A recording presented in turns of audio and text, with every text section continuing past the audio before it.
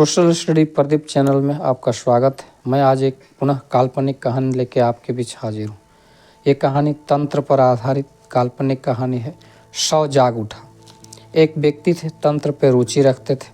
उनकी इच्छा हुई क्यों न मैं शव साधना करूँ, शमशान में जाकर मृत शरीर को जागृत करूँ। एक ऐसी साधना है जो वाम मार्गी साधना में। इसमें कई साधक तांत्रिक लोग बड़े बड़े शमशानों में जाकर जो लावारिस शवों को जागृत करते हैं साधनाओं के द्वारा। लेकिन उनके एक मित्र भी हैं जो शव साधना से अपरिचित हैं, लेकिन कुछ उनको भी ज्ञान है कि किसी प्रकार की दुर्घटना में कैसे कैसे इस पर नियंत्रित किया जा सकता है। साधना को पूर्ण करने में गुरु का बहुत बड़ा महत्व है। गुरु के बगैर साधना को पूरा नहीं किया जा सकता, और इसके लिए उससे भी बड़ी चीज़ है उपयुक्त समय।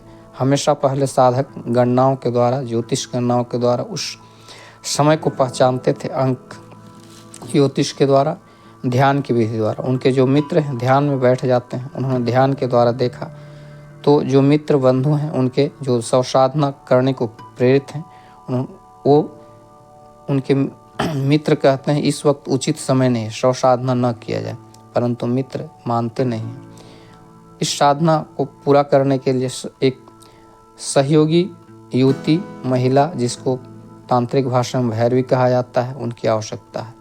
साधक के पास साधक भी हैं, भैरवी भी है। उनकी कई वर्षों की इच्छा थी, इसलिए उन्होंने कहा कि नहीं, साधना करेंगे। वो प्रवेश करते हैं महासाधना में। जब प्रवेश करते हैं, अपनी साधना प्रक्रिया की शुरुआत करते हैं। बस शुरुआत करते हैं, शव जाग उठता है। मंत्रों का क्रिया हलचल होता है शव पर, लेकिन शव जागृत होते ही मानो रिमोट की तरह खूब अपनी पूरी प्रक्रिया के साथ संचालित होती है, परंतु नियंत्रण उनके हाथ में नहीं था। वो उठता है, शव इन पर हमला कर देता है। बेहोश हो जाते हैं साधक, और साधिका को जलती हुई चिताओं में डाल देता है वो शव।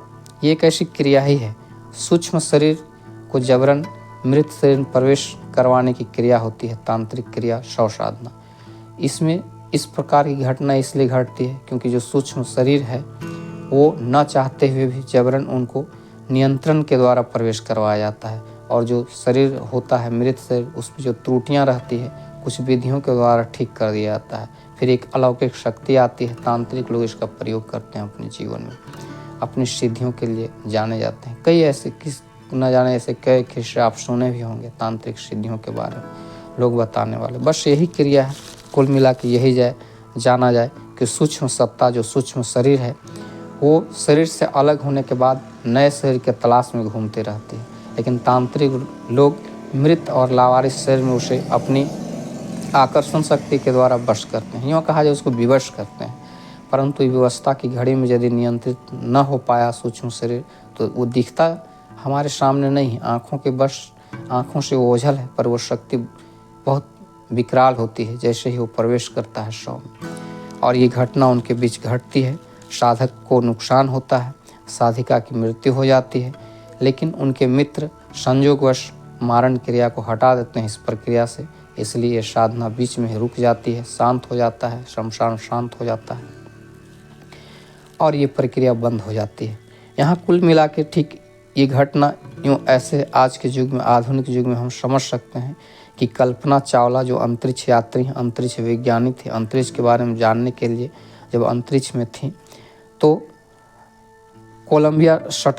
कोलंबिया टूटकर जलने पर 2003 में कल्पना चावला की 1 फरवरी 2003 को 2 लाख फीट जब ये पृथ्वी से ऊपर थी, इनकी मृत्यु हो जाती है। चाहे कोई भी विज्ञान का कोई भी क्षेत्र हो, अथक परिश्रम के बाद अनुसंधान से ही आगे बढ़ रहा है। चाहे वो चमत्कार का क्षेत्र हो। यूँ देखा जाए तो इस संसार में कहीं कोई चमत्कार कोई कर नहीं पाता है, बल्कि होता है, और वो तब होता है जब आपके पास नियंत्रण होता है। और नियंत्रण के लिए सही वक्त की घड़ी, सही ध्येय की घड़ी की ज़रूरत होती है। कभी भी आपका उद्देश्य चाहे कितने ही बड़े पद को आप प्राप्त कर लिए क्यों ना है, आपका उद्देश्य सही नहीं है तो कुछ अनिश्चय की घटना घट सकती है। ये तांत्रिक कहानी, मैंने काल्पनिक कहानी जो और कहानियों में सुनने के बाद, जो समझने के बाद, कई कहानियों के आधार पर मैंने इस कहानी को मैंने निर्माण किया, मैं आपको सुना रहा हूँ। जय झारखंड, जय जोहार।